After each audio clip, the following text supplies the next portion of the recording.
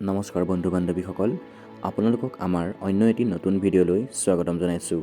যদিহে আপুনি চেনেলটো ছাবস্ক্ৰাইব কৰা নাই তেন্তে চেনেলটো ছাবস্ক্ৰাইব কৰি বেল আইকনটো টিপি দিয়ক, যাতে আমাৰ নতুন নতুন ভিডিঅ'ৰ ন'টিফিকেশ্যনবোৰ পাই থাকিব পাৰে।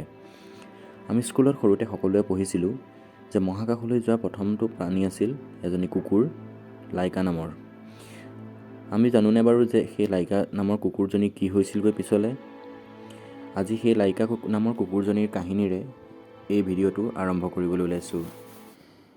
আজিৰ পৰা 65 বছৰ আগতে লাইকা নামৰ মৰম লগা কুকুৰ এজনী মহাকাশত অৱতৰণ কৰা আৰু লগতে পৃথিৱীৰ কক্ষপথ প্ৰদক্ষিণ কৰা প্ৰথম প্ৰাণী হিচাপে পৰিগণিত হৈছিল। 1957 চনৰ 3 নৱেম্বৰত পৃথিৱীৰ নিম্ন কক্ষপথৰ প্ৰেৰণ কৰা ছোভিয়েট মহাকাশযান স্পুটনিক 2ৰ আৰোহী হিচাপে নিৰ্বাচিত কৰা হয় লাইকাক।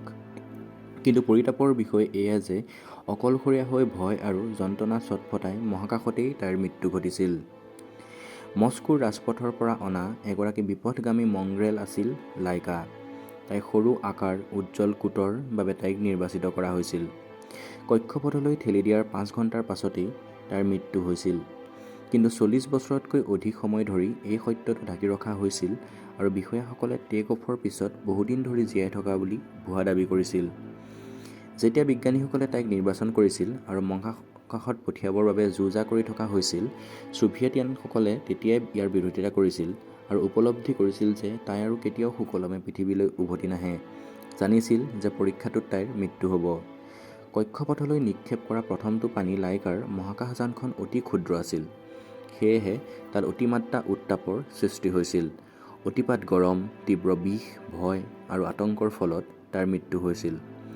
উপগ্ৰহটো সূৰ্যৰ ৰশ্মিৰ পৰা পৰ্যাপ্তভাৱে বিচ্ছিন্নতা লাভ কৰা নাছিল আৰু তাই মূলতঃ মৃত্যুৰ মুখলৈ তিল তিলকৈ আগুৱাই গৈছিল। কি যে কৰুণ আৰু যন্ত্ৰণাদায়ক মুহূৰ্ত, সেয়া জীৱ-জন্তু ভালপোৱা লোক এজনেহে উপলব্ধি কৰিব পাৰে।